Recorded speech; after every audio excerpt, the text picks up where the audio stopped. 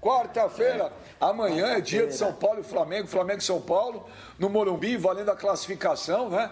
Daqui a pouco a gente vai falar aí, parece que Gabigol confirmado não joga, Thiago Maia tá fora esse ano, não joga mais também. Mas, ô Pascoal, a guerra de bastidores já deu errado, né? Porque o Flamengo queria que mudasse a arbitragem, a CBF ontem que falou, nananina não. Só o São Paulo, o único clube que teve esse benefício de ir lá e pedir para trocar e trocou foi o São Paulo. E depois, no jogo posterior, né, o jogo do São Paulo contra o Grêmio, foi aquela tragédia da arbitragem que a gente viu, né? O Rodolfo Toschi apitando aquele jogo, né?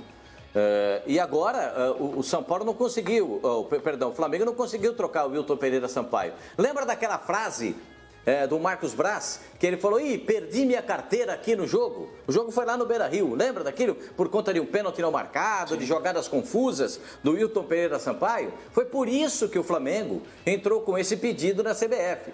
Ele não apitou bem aquele jogo, ele não está preparado, ele não está psicologicamente preparado para apitar um jogo dessa importância de Flamengo e São Paulo pela Copa do Brasil. Os argumentos do Flamengo.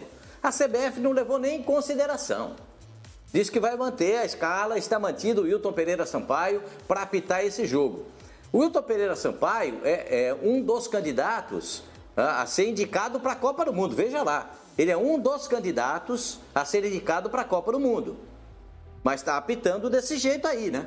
O Flamengo não conseguiu fazer essa alteração. O Flamengo tem muitos problemas para montar o time, está com o Rogério Ceni acordando de madrugada, com insônia, arrumando o campo para treinar. Está cheio de problema lá o Flamengo. Mas tentou modificar a arbitragem do jogo e não conseguiu. Isso, na minha forma de entender, isso cria uma pressão ainda muito maior no árbitro. Porque é um ser humano. Foi como aconteceu com o Rodolfo Toschi naquela partida. Não foi o Rodolfo Toschi que apitou aquela partida, foi o Rodolfo Toschi que apitou o jogo do Botafogo. O jogo do São Paulo contra o Grêmio, vou lembrar o nome do árbitro já. O que aconteceu foi o seguinte: a pressão foi tão grande em cima do apitador, que ele não conseguiu apitar o jogo dele. Ele fez um monte de lambança, um monte de atrapalhada. E é isso que se teme para o jogo do São Paulo contra o Flamengo. Que o Wilton Pereira Sampaio, que é um cara correto, é um cara honesto, é um cara que tem um passado na arbitragem, entre pressionado psicologicamente para apitar o jogo. E aí as coisas podem não ocorrer da maneira que se espera, da maneira que tem que ocorrer para um árbitro de futebol trabalhar direito. O VAR já não ajuda. Tem aquele pênalti no jogo do Corinthians, é uma demonstração muito clara. O pênalti no jogo do Botafogo ontem, outra demonstração muito clara. O VAR não ajuda. Pascoal. O árbitro dentro de campo... Pois não, pode dizer, Fascani. Aquele árbitro é o Rafael Trace. É mais um, é tudo igual. Rafael Você coloca Trace. tudo no mesmo balaio, é tudo igual. É o Rafael Trace, mas eu não quero fazer injustiça com o nome de ninguém. Muito obrigado, viu, Fascani? Agradeço. Agora, não dá, tem coisas na arbitragem que aconteceram depois de que houve a troca de árbitro do jogo do São Paulo contra o Grêmio. Todo mundo tem razão de reclamar. Todo mundo tem razão de reclamar. Qual será a explicação do presidente da comissão de arbitragem para o Atlético Mineiro? Indagando por que é que não foi dado aquele pênalti. Qual será a resposta do comandante da arbitragem para se dizer que não foi pênalti a favor do Botafogo, no em cima do Calu, no finalzinho da partida contra o Red Bull? Quais são as explicações? Não tem explicação. Então o futebol brasileiro vive disso, de pressão, e lamento que o Wilton Pereira Sampaio entre pressionado para apitar uma partida de tanta importância pela Copa do Brasil. Tomara que ele tenha condições psicológicas perfeitas para apitar esse jogo. Eu desejo isso, espero isso, que o Wilton tenha essa capacidade de assimilar esses problemas e apitar direito o jogo, porque a pressão em cima dele é enorme. Sobrou tudo para o apitador do jogo. Mas, ô Pipo, por que só o São Paulo? Quando o São Paulo conseguiu mudar a escala de árbitros naquela partida contra o Grêmio, todo mundo foi unânime em falar: perigoso isso, perigoso, né? Porque vai ter que abrir um precedente. Agora todo mundo está no direito, que se o São Paulo conseguiu, mas ninguém consegue, só o São Paulo. Então, Pipo, você que é igual o Pascoal, você fica vasculhando a vida dos outros, fuçando lá, grampeando o telefone, você e o Pascoal, vocês fazem muito disso para ter informação. Que conclusão que você chega? Por quê? Por que só o São Paulo consegue mudar a escala? conclusão que eu chego é que ele foi o primeiro, Benja. Ninguém tinha feito, ele foi lá, vou dar uma especulada ali pra ver se eu consigo, tal. Aí, pô, não gostei desse cara, muda aqui, tá, a gente faz um arranjo aqui rapidinho, pá, pum, pum, pum. E aí, quando isso veio à tona, uma chuva de polêmicas, de críticas, de revolta de outros clubes e tal. E como ficou muito feio, né, o que fez a comissão de arbitragem da CBF, acabaram, né, parando por ali. É a única explicação que eu tenho. Não consigo enxergar outro tipo de explicação, por mais que pessoas ainda queiram suspeitar de segundos e terceiros interesses, né?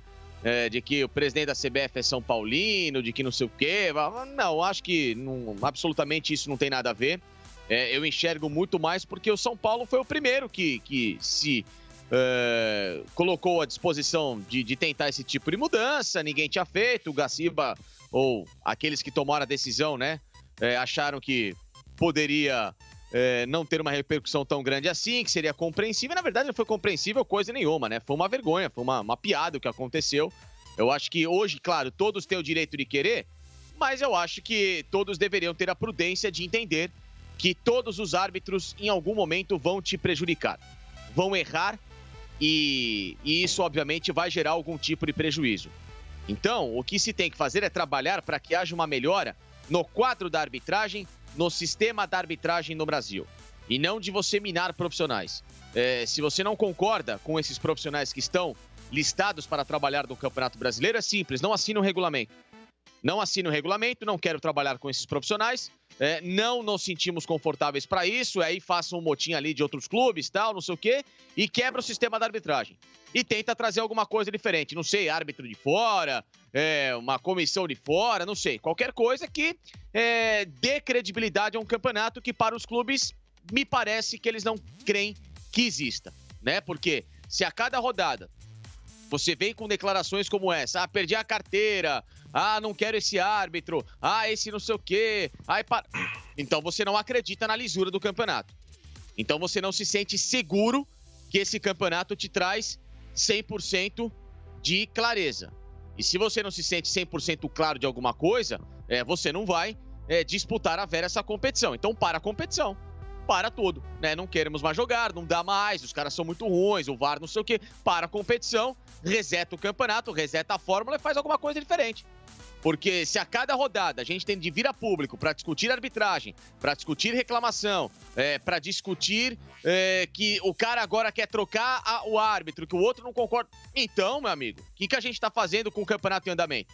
Né? Encerra o campeonato, muda a comissão de arbitragem, demite de cabo a rabo os responsáveis na CBF por esse tipo de editoria, e a gente tenta fazer do zero alguma coisa. Só isso, Benja. Porque o que não dá para entender mais é toda rodada as mesmas reclamações, sendo que a gente vê nos grandes países do mundo pouquíssimo isso acontecer. A gente tem visto mais recentemente um chororô na Espanha contra os pênaltis do Real Madrid, ou alguma arbitragem outra do Barcelona, mas ponto, coisa muito pontual, porque na Espanha também existe para muita gente um favorecimento excessivo para os dois clubes. Mas de resto, o mundo inteiro convive com isso, cara. É só aqui que a coisa não funciona. Ô Flávio, o imperador, deixa eu falar um negócio pra você, ô Flavinho.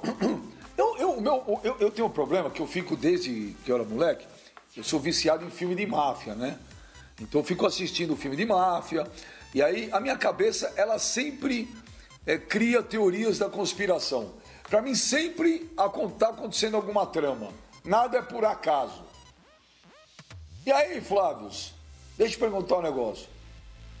O Gaciba foi aquele dia lá na televisão, foi lá na Sport TV, até que o Sormani ficou bravo pra caramba com o Gaciba, e admitiu um erro clamoroso naquele jogo São Paulo e Atlético Mineiro, lembra? Um gol legítimo do São Paulo. O Gaciba falou, foi um erro, a linha de impedimento, gol do Luciano. Aí o São Paulo vai, depois de um tempinho, e pede alteração na escala dos árbitros. A CBF aceita na hora. Aí o Flamengo vai lá, os outros clubes vão lá, não tem mais isso. Foi um pedido de desculpa aquilo? Pode ter sido uma compensação. A gente vê esse tipo de compensação muitas vezes dentro do mesmo jogo, né? Quantas vezes a gente não viu o árbitro, sei lá, numa partida, antes de ter o VAR, né? Hoje tá mais difícil, essas coisas meio escandalosas. Mas quantas vezes a gente já não viu um árbitro que deixa de marcar um pênalti no intervalo... Tá difícil ver coisa escandalosa? Oi? Tá difícil ver coisa escandalosa? Foi um escândalo o pênalti a favor do Atlético Mineiro, não deram. Ontem foi um escândalo dar um pênalti, não deram o pênalti a favor do Botafogo. Não tá vendo coisa escandalosa? Eu vou ver cachorro voar daqui a pouco. E São Paulo e Goiás? Mas é mais difícil. É mais difícil. São Paulo e Goiás. Você tem o VAR que desmascara um juiz. Mas eu tô falando dessa coisa, essa tese da compensação, a gente já viu dentro de um mesmo jogo. Quantas vezes, né? O árbitro que anula um gol, descobre que no intervalo que não era para ter anulado, marca um pênalti que não foi para compensar. A compensação, a lei da compensação, a gente já convive com isso há muito tempo no futebol brasileiro. Eu tinha a tendência de achar que o fato de o presidente da CBF ser muito ligado ao São Paulo possa ser um elemento a ajudar a explicar a pedido atendido do São Paulo, né, para mudar um árbitro e que não tem se repetido com outros clubes. Mas não tenho provas disso, nenhuma. Eu tenho prova que tem dois fatos. O São Paulo teve seu pedido atendido e o presidente do São Paulo, da CBF, era um dirigente ligado ao São Paulo. Isso são fatos. Agora, daí a inferir que isso ajudou o São Paulo seria meio leviano da minha parte, porque eu não tenho prova nenhuma. Da mesma maneira, Benja, que a gente dizer que foi uma compensação é apenas uma especulação, uma insinuação. A gente não tem provas disso. O que a gente tem são muitos fatos que atentam contra a qualidade da arbitragem e o que a gente poderia chamar de transparência, para não dizer falta de lisura, tá? Mas pelo menos transparência na condução das coisas da arbitragem no futebol brasileiro, né? Porque qual é a explicação que a CBF dá para ter atendido a um pedido de São Paulo? Alguém vem e fala em público? Alguém se submete a uma entrevista? Alguém se sujeita a uma entrevista coletiva para ser questionado sobre essas coisas todas que a gente fica colocando aqui? Não. Se fecham em copas ali na sede aqui pertinho da Barra da Tijuca, vão fazendo as coisas do jeito que querem e a gente fica aqui só especulando, porque ninguém vem a público para oferecer explicações transparentes para esses fatos muito estranhos. Não acho que clube nenhum tem de pedir para mudar a arbitragem. Nenhum. Não acho que o Flamengo tinha que ter feito isso, não acho que o São Paulo tinha que ter feito isso. Agora, acho muito menos que a CBF deve atender. A gente falou disso quando houve a troca de um árbitro para o jogo de São Paulo. Abre-se um precedente perigosíssimo. Todo clube vai se sentir no direito agora de escolher quem vai apitar os seus jogos, né? Não pode ser assim. E falta transparência na CBF. Falta transparência. Essa palavra é mágica. É mágica. Falta transparência. Falta vir a público e explicar aquilo tudo que a gente questiona, mas não tem a possibilidade e oportunidade de questionar pessoalmente. Tá parecendo, o Benja, sabe o que parece? Parece que a gente está vivendo no meu tempo de moleque para jogar na várzea. Botava todo mundo em cima do caminhão para ir jogar na várzea e ainda o time visitante levava o juiz. Ou o time da casa deixava o juiz. Quer dizer, o juiz era escolhido ali na hora. Era o cara que você trouxe o juiz? Trouxe. Então bota ele para apitar o jogo aí. Ele apita o cascudo, o principal apita o nosso. Pô, parece isso, cara. Parece várzea. Nós estamos falando de campeonato brasileiro, estamos falando de Copa do Brasil, estamos falando de título importante, que vale dinheiro pra caramba. Não é barato, é caro. São 70 milhões para ganhar a Copa do Brasil, 7 milhões agora para o time que passar para outra fase. É dinheiro pra caramba. É profissional, é título, é conquista, todo mundo se esforçando, o Flamengo esfacelado com o time todo arrebentado, São Paulo com o time todo arrumadinho, 11 partidas sem perder, 5 vitórias seguidas, tudo isso tem que ser levado em consideração. Aí chega na hora da arbitragem, é tudo no empírico, é tudo no amadorismo. Poxa, já viu que o Wilton Pereira Sampaio teve problema no jogo do Flamengo? Pra que botar o Wilton Pereira Sampaio pra pitar o jogo do Flamengo com o São Paulo? Tira da relação dos escolhidos, deixa para outro dia, deixa para outra partida importante, porque tem outros jogos importantes da Copa do Brasil. Tem jogo do Ceará com o Palmeiras, tem jogo do Grêmio contra o Cuiabá, tem jogo do Internacional contra o América Mineiro. Ele é goiano, ele pode apitar outras partidas. Para que fazer isso? Eu fico perguntando para você, qual é o intuito disso? Provocar reação? Provocar reação? Mostrar que são mais inteligentes do que qualquer outra pessoa? Por que isso? Gaciba, por que isso? Por que provocar reação? Por que testar a capacidade intelectual dos outros? Ô, Cassino, eu vou dizer um negócio pra você. Eu sempre falo isso. Eu não acuso ninguém de nada. Só acusaria alguém de alguma coisa se eu tivesse prova. Então não acuso ninguém. E o Pascoal fica bravo comigo desde o primeiro dia de programa que eu falo isso pra ele. Mas eu também não acredito em todo mundo por acreditar. Eu tenho todo o direito do mundo de duvidar de quem eu quiser. Duvidar de alguém, né? É uma coisa, acusar é outra. Então eu não vou aqui, eu não ponho a mão no fogo. Eu canso de falar, tem erro de arbitragem pra mim que eu vou te falar, cara. Não é possível que seja erro. E tem coisas que não dá pra entender, Cassino. Essa mudança de árbitro o São Paulo pode. Por exemplo, por que só o São Paulo tem 3 jogos a menos? Por que não foram marcados jogos pro São Paulo? O Flamengo, por exemplo, jogou aquela semana lá, aquele mês de outubro, lembra? Que a gente até fez a maratona aqui, era terça, quinta e domingo. Terça, quinta e domingo. Não, jogou sábado, não? Terça, quinta e domingo. Por que o São Paulo não, Cassino? São Paulo vai jogar esses 3 jogos quando? É só no Brasil, Cassino. Cassino, é só no... Desculpa, Cassino, para terminar. É só no Brasil que o campeonato, o primeiro turno termina, mas não termina. É no mínimo uma estranha coincidência, mas é difícil acusar, como você mesmo falou, né? O São Paulo estava no direito dele de ir lá e pedir. O erro foi da entidade, no caso a CBF, que permitiu para o São Paulo, e agora que outros pedidos ocorreram e já ocorreram, eles serem negados. Aí fica a pergunta, por quê? Só que na minha avaliação, não adianta o São Paulo pedir para trocar, o Flamengo, depois vai o Botafogo, depois vai o Inter, depois vai o Atlético Mineiro, depois vai o Atlético Paranaense. Sabe por quê? Porque se pedir para trocar o árbitro X pelo árbitro Y ou pelo árbitro Z, vai ter lambança, vai ter erro. E erros terríveis. Porque hoje o árbitro não tem mais a responsabilidade da era pré-VAR. Antes o árbitro era a autoridade.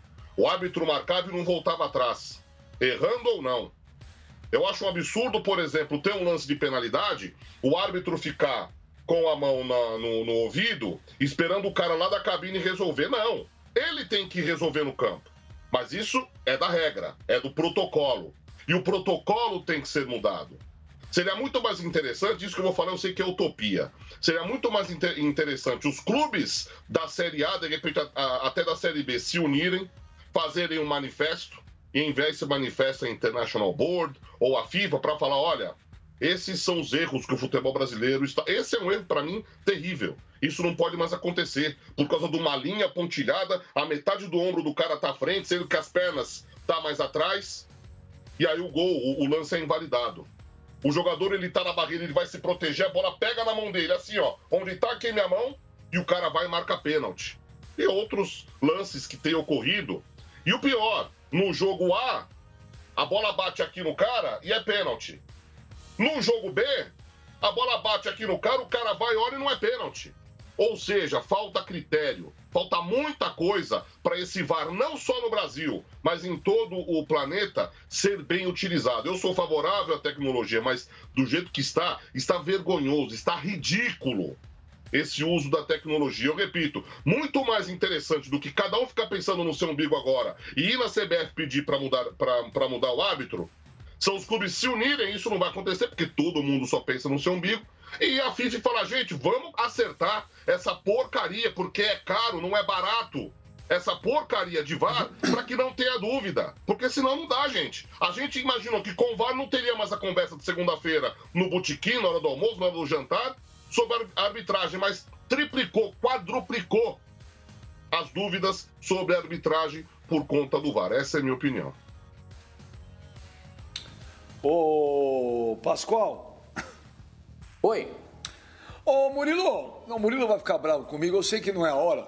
Ô, Murilo, eu tô falando de arbitragem, tô falando do VAR. Eu queria que você colocasse aí, ô Murilo, o lance do pênalti do Botafogo ontem. Sei que eu pedi, não tava na pauta isso aí? Não tava na pauta isso aí? Era para mais tarde. Mas já que nós estamos falando de VAR, nós estamos falando de arbitragem, porque olha, Pascoal, sem zoeira, Pascoal. Olha isso, dá uma olhada. Eu vi, Benja, eu vi, ninguém me contou, eu vi. Ó, o Calu entra na área, olha isso, claríssimo, olha o braço do goleiro nas pernas do Calu. Claríssimo. E o árbitro, o Rodolfo Toschi, ele está de frente para o lance, ele está vendo tudo.